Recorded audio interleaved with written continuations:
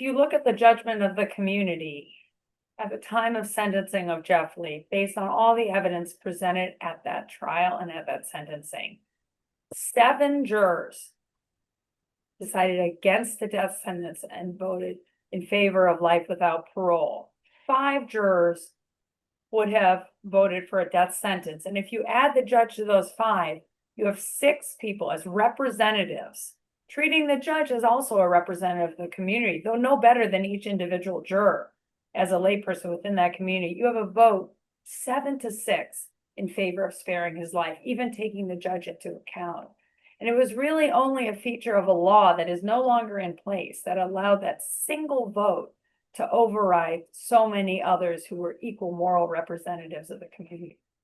And so what the judge is overriding or overrode in this case was the best representation, as recognized by all the courts, including the Supreme Court, by the jury of community moral norms.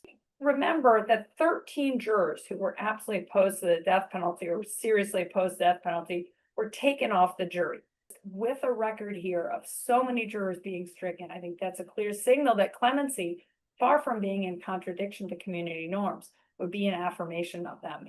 There's definitely a direct line between conservative values and upholding the rule of law. It's something that conservatives deeply value.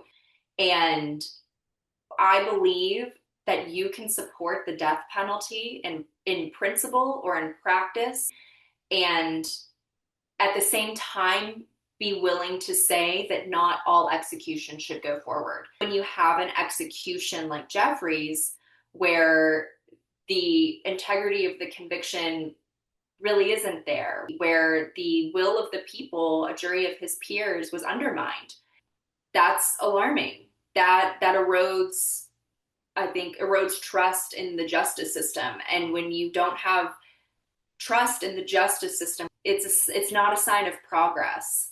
And that's something that we should all care about, whether you're conservative or not. The jury voted 7-5.